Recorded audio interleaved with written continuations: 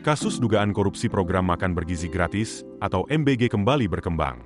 Kejaksaan Agung resmi menambah satu tersangka baru dalam perkara yang menyeret tata kelola program MBG di lingkungan Badan Gizi Nasional atau BGN periode 2025 hingga 2026. Yang terbaru, penyidik menetapkan Komisaris PT Yasa Arta Trimanunggal atau PT YAT, Andri Mulyono, sebagai tersangka kelima dalam kasus yang tengah menjadi sorotan publik ini. Penambahan tersangka ini menunjukkan bahwa penyidikan Kejaksaan Agung tidak hanya menyasar pejabat penyelenggara program, tetapi juga pihak swasta yang diduga terlibat dalam proses pengadaan barang dan jasa. Direktur Penyidikan Jaksa Agung Muda Tindak Pidana Khusus atau Jampitsus, Syarif Sulaiman Nahdi, menjelaskan bahwa penetapan Andri Mulyono sebagai tersangka dilakukan setelah penyidik melakukan pemeriksaan dan menemukan sedikitnya 2 alat bukti yang cukup. Menurut Kejagung, Andri Mulyono diduga memiliki peran penting dalam pengadaan sepeda motor listrik di lingkungan Badan Gizi Nasional. Kasus ini disebut bermula pada awal tahun 2025 ketika Andri Mulyono bertemu dengan mantan Wakil Kepala BGN, Lodewijk Pusung.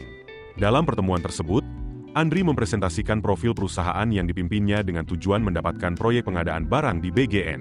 Setelah pertemuan itu, penyidik menduga Andri telah memperoleh informasi mengenai rencana pengadaan motor listrik, meskipun proses pengadaan secara resmi belum dimulai.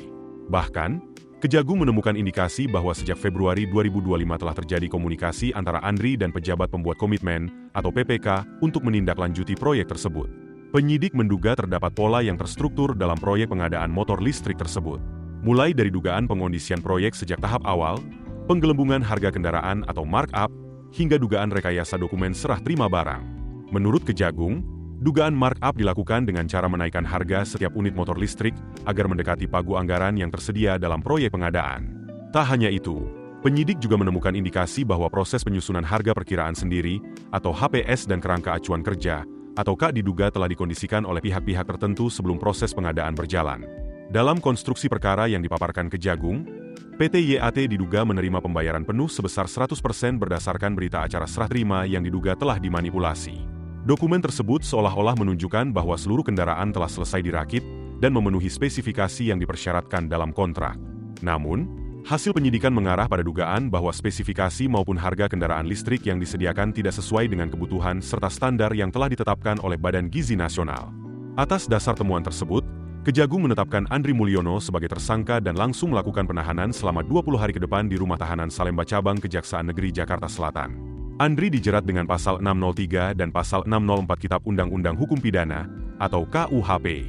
Kasus ini menjadi perhatian besar karena terjadi dalam program makan bergizi gratis yang merupakan salah satu program strategis pemerintah.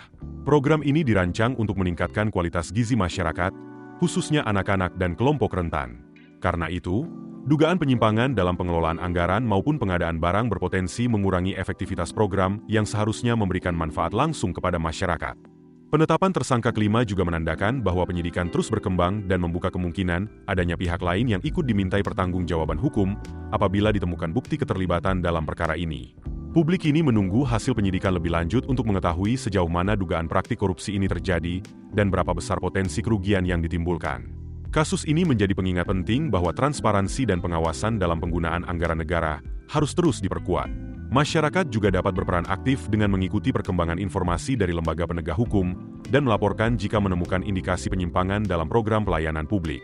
Bagi instansi pemerintah dan pelaku usaha yang terlibat dalam proyek negara, kepatuhan terhadap aturan pengadaan, transparansi dokumen, serta pengawasan internal yang ketat menjadi langkah penting untuk mencegah praktik korupsi sejak awal. Kita akan terus mengikuti perkembangan kasus dugaan korupsi MBG ini.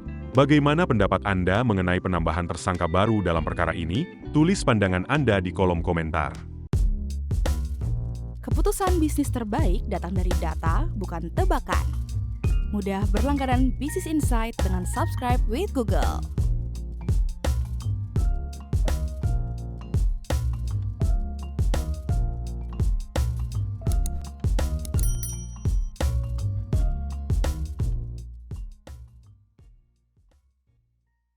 Download aplikasi Kontan sekarang di App Store atau Play Store.